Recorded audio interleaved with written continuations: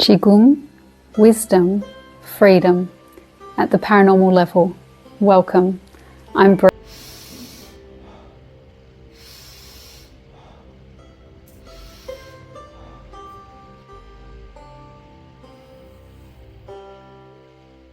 Yes, you saw correctly. Master Sensitives just lit up a light globe with blue light. I share here on the channel demonstrations of what human is capable of.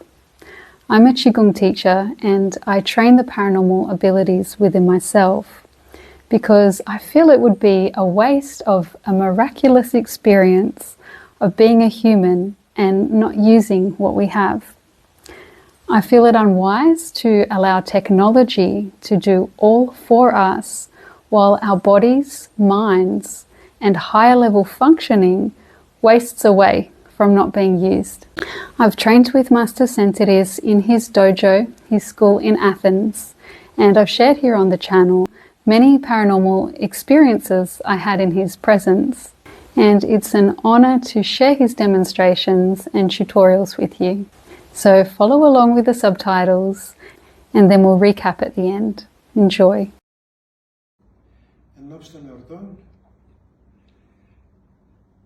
Θα σας κάνω μια μικρή ενεργοποίηση στο τρίτο μάτι.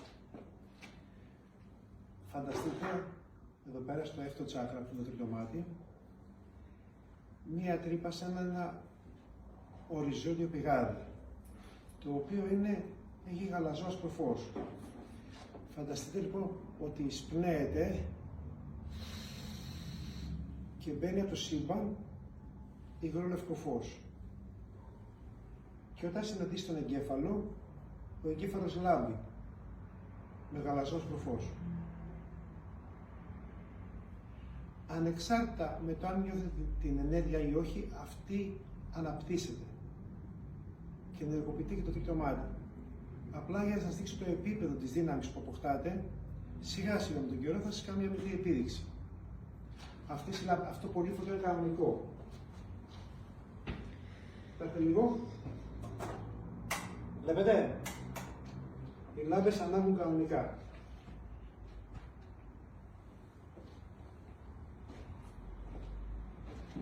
Θα πλησιάσω το τρίτο μάτι στη λάμπα και θα προσπαθήσω, αν είναι δυνατόν και από απόσταση, την ώρα που εισπνέω το φως, να διοχετεύσω λίγο από την ενέργεια που μαζεύω στη λάμπα για να την κάνω να ανάψει.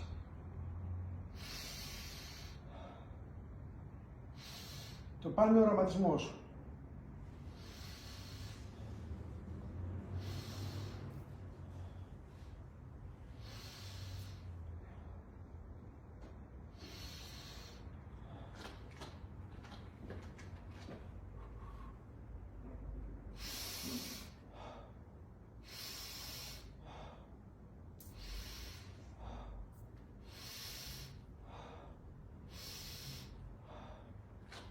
Δεν έχει σημασία αν δεν ανάβει πολύ, δεν περιμένουμε να ανάψει όπως ανάβει και με τη ΔΕΗ. Έτσι, μην ξεχνάτε ότι είναι γυαλί. Το γυαλί είναι κακός αγωγός του ηλεκτρισμού, που σημαίνει ότι το ηλεκτρικό ρεύμα δεν περνάει μέσα από το τζάμι.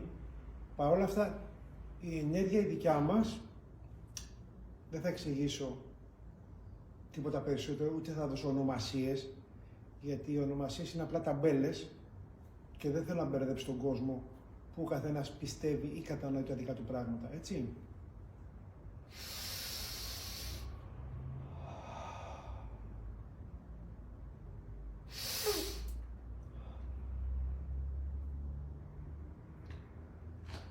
Πάμε και στην άλλη. Το παν είναι να το οραματιστώ όσο πιο έντονα και σταθερά γίνεται.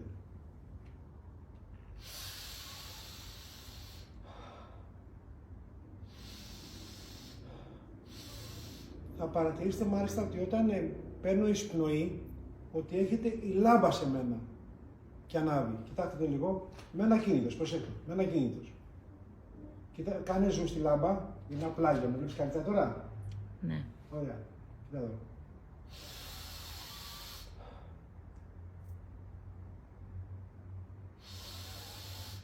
Βλέπετε τη λάμπα, φαίνεται τη λάμπα να πλησιάζει σε μένα. Ναι. Πολύ ωραία. Να θυμόμαστε λοιπόν, σε αυτό το σημείο βλέπουμε μια οριζόντια τρύπα, ένα οριζόντιο πηγάδι, έτσι, που είναι φτιαγμένο από νεφελώδες γαλαζιάσπρο φως και οδηγεί μέχρι τον εγκέφαλο.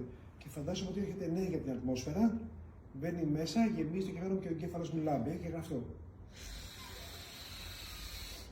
Βέβαια, αυτό θα το πετύχουν κυρίως οι προχωρημένοι, γιατί είναι πάρα πολύ δύσκολο να ενεργοποιήσεις έκτο τσάκρα το τρίτο μάτι, εάν δεν έχεις ενεργοποιήσει πρώτο, δεύτερο, τρίτο, τέταρτο, πέμπτο και μετά το έκτο. Καταλάβατε?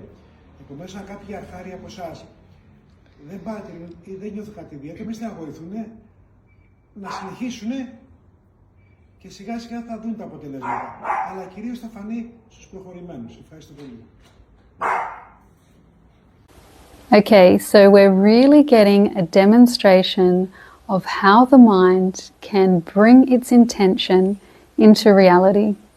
Master Senthiris explained he draws in liquid white light from the universe with the inhalation, and as it enters and meets the brain shines with blue light.